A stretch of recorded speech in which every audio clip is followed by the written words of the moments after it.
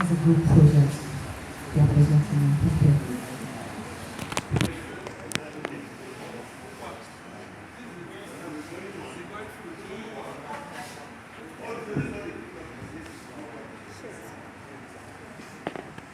Okay, the second one is the smart inverter, and then the third one is the automated vehicle system.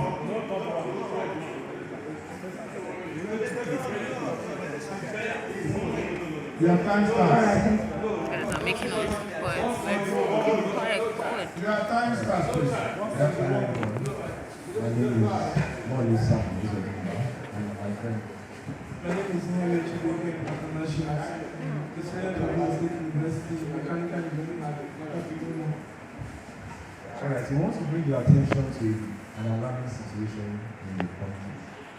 We have AI importation rates in Nigeria, and it is so bad to know that we have so many good food items and have so much good nutrients, even in this region.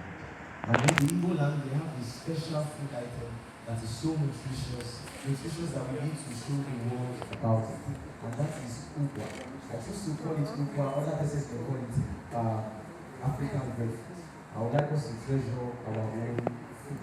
The botanical name is Chibuikem africana. Ukwa. Ukwa can be found easily, especially in places like in Imo State. I am from Imo State and I find it easy to get. So it's something that we can easily get in our environment. It's something that we can easily process and sell to people outside the country. We no longer have to only import rice. We also need to show the world what we have. So we have this fruit grown, planted here in Nigeria, planted here in the southeast, especially in the south. So it means that we can show others in the southwest, we can show others in the north, we can show others outside the country what we have here. Ukwa is so nutritious that ukwa is so nutritious, we also want to show people outside. My friend here will tell you the scope and what we've been able to do on the machine. Okay, this ukwa dehusking machine comprises of 4 different sections.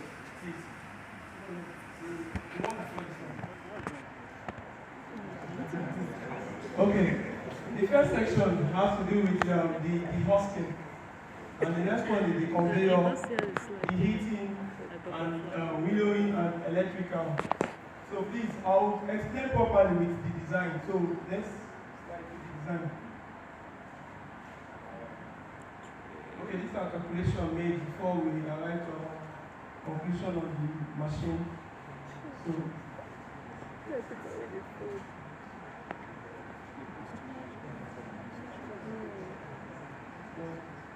sectional view of the machine. Okay, the next one. Okay, now as you can see from the slide, we have the hopper, which is this. Now the hopper is being driven by an electric, a 2 horsepower electric motor, and then sends the ukwa to the conveyor system, which is the transport system, which is running at about 18 RPM. And then from the conveyor system is being driven by a 0.5 horsepower motor, which is being incorporated with a speed reducer, which enables to attain that speed of 18 RPM. And then over to the willowing section. Now the willowing section, we have DC motors there that helps us separate the ukwa seed from the chaff. And there are 2 drop trays. Please, the next one. Okay, as you can see here, this is the conveyor part. After the husking, it moves to the conveyor. On the top of the conveyor, we have 2 blowers that have an heating element that exact.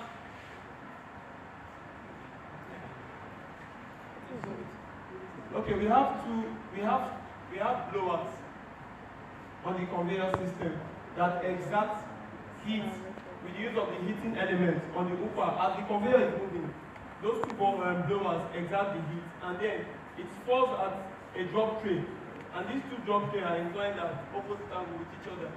So once this one drops to this other one, then the fan takes its effect.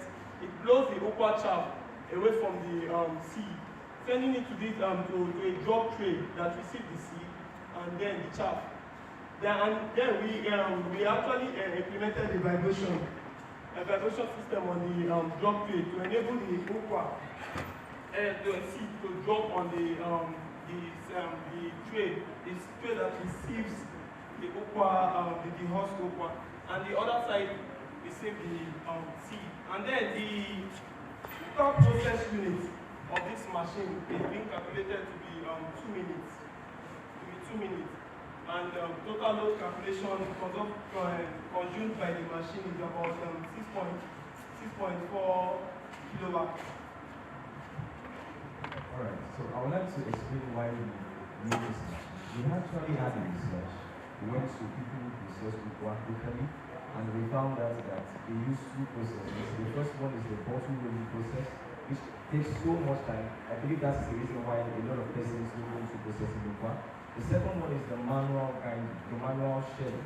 So we came up with this design, and after this design, we noticed after test that every single processing cycle takes 2 minutes. If you are processing 2 cups of cocoa, you have just 2 minutes to process it. If you have 10 cups of cocoa, you just have 2 minutes to process it. And you have an efficiency of 90%. So this is a very great design, and industrial one that can be positioned in different marketplaces in the southeast. I believe this is the starting point to take cocoa to the rest of the world. Thank you very much. Question, please. Question.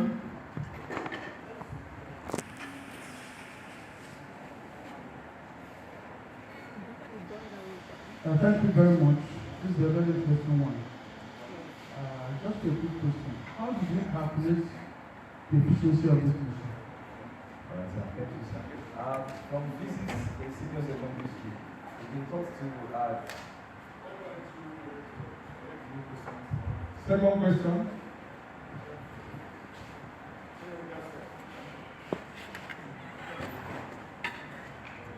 Good day. I'm also from ASUS. Please, I want to know whether you did any test on the moisture content, or you were just looking at maybe no dryness, nothing.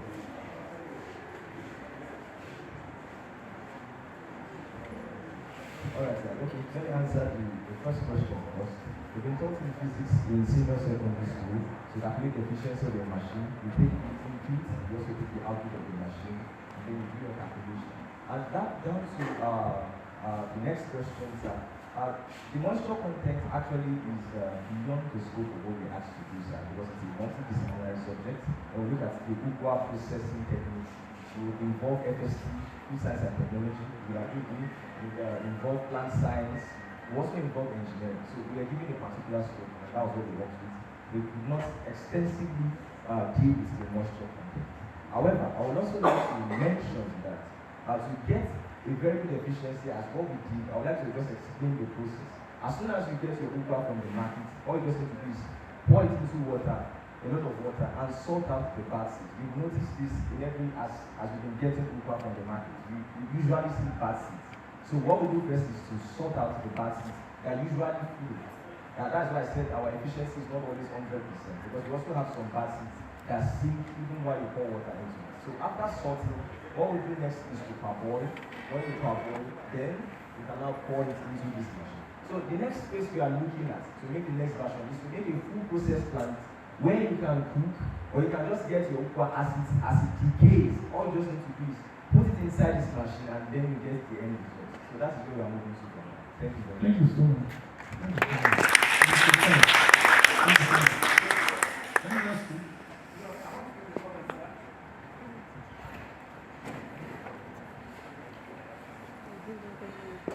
I'm Eugene Okofi. This is actually a product of the collaboration between our faculty and one Chima Education Foundation. He came to our school and threw up this challenge, and he funded this work. He is further prepared to take the funding to different levels. Thank you very much.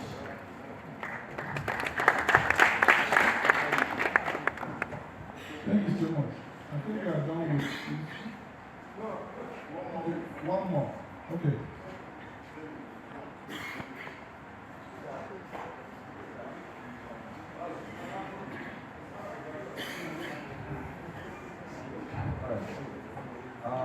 The development of the two-way control system, weapon system.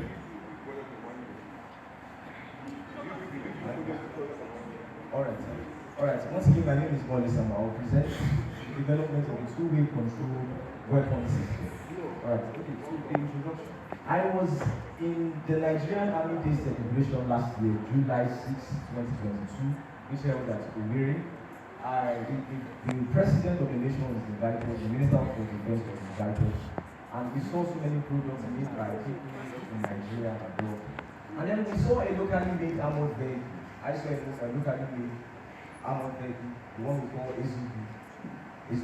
And I saw this huge vehicle and I decided to check the amount at which it was sold, and I discovered this is about $500,000. And I was like, wow, something locally made. How do we want to increase the security situation in Nigeria? I decided to check further that Nigeria has been spending billions of dollars on security issues in Nigeria. And yet, we are not getting the results that we so desire. We are facing terrorism day by day in the northern part of this nation. Even in the east here, you can no longer, just in the way the south is, you're under lockdown for a few days. So that's to tell us of the security situation we have. This is right on the screen, the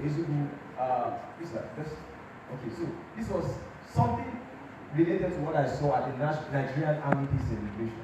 Now, the beauty about this, as you can see here, is that it can withstand mine explosion, about 7 kg. However, of course it's an armored vehicle, but can it do beyond that? As at the time I checked their products, no. So I decided to do something fresh, innovate something into what they've done, and I decided to also apply a surveillance system. And now I began to do my research. Who has made this kind of thing before? Has anyone made this before? I discovered that the National Agency of Science and Engineering Infrastructure, just as you can see here, made Nigeria's first unmanned area vehicle. The same thing happened with Iheme too. He made the three of them made an unmanned area vehicle in 2018. However, the unmanned vehicle could only take video records of what was happening in the city. There was no specific thing, no object tracking, no weapon detection system, nothing, just to take videos. Just like a photographer or a drone expert, a drone pilot. So I decided, what can we do to enhance the security situation in Nigeria? Can we have something extra? For the soldiers going to Sambisa Forest, can we reduce the mortality rate? Can we just take our robots into this forest and get something done without losing any soldier? In 2015, we lost about 30 soldiers. In 2015, the news outlets took the news that some troops stayed in Sambisa. They were not found for about 50 troops were lost inside Sambisa first. And when we begin to look at these things, what this project does. In this project, we have a robotic car that also has a surveillance system. It's actually a weapon system that can be deployed wirelessly. I can take my system from here. These are the components we have. Because of the limitation of getting a firearm in Nigeria, you know of the Nigerian firearms license, I decided to just put a dummy, which is a toy gun, a toy gun. I have a servo motor there. I have a motor driver, L298. As you can see, this is the schematic for it. This is the L298 driver. It works with 12 volts. The L298 driver can also step down, regulate voltage from 12 volts to also 5 volts. These servo motors work with 5 volts, so that means I don't need a complex system. All I just need to have is just the L298 motor driver, and I can settle my servo motors. I also have the ESP32 camera. This camera enables me to do object tracking with OpenCV on Python.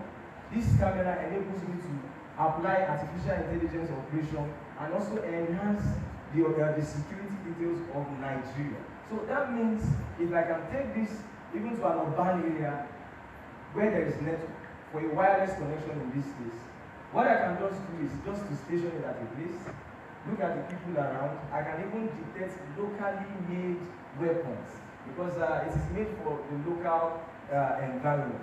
We want to be able to detect local axis, we want to be able to detect local guns, irrespective of their makers in Nigeria.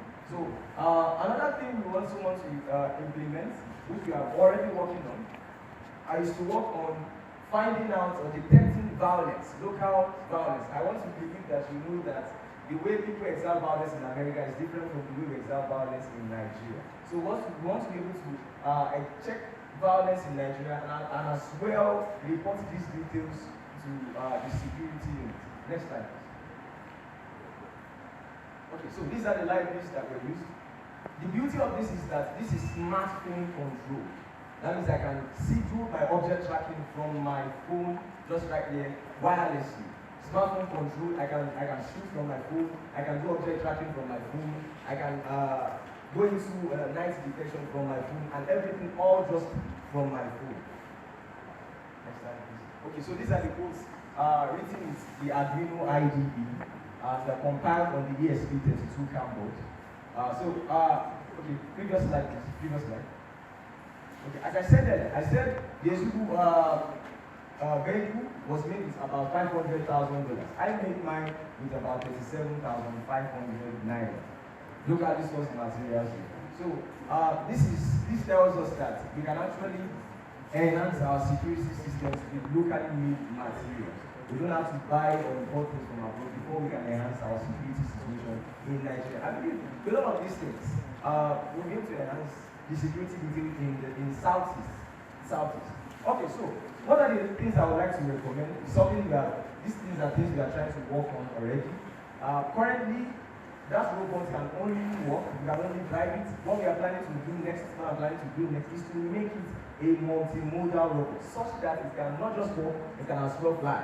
In cases, in environments where we might have rivers and you need to also take surveillance. So it will go beyond just driving, it will also need to fly it. So that is something we are trying to recommend, and we are also working on that. Another thing we also want to be able to do is to do further object analysis, object tracking, and object following. These are the things that we see in our sci-fi movies.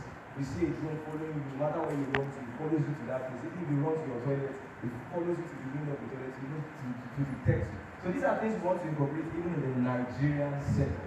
Thank you very much.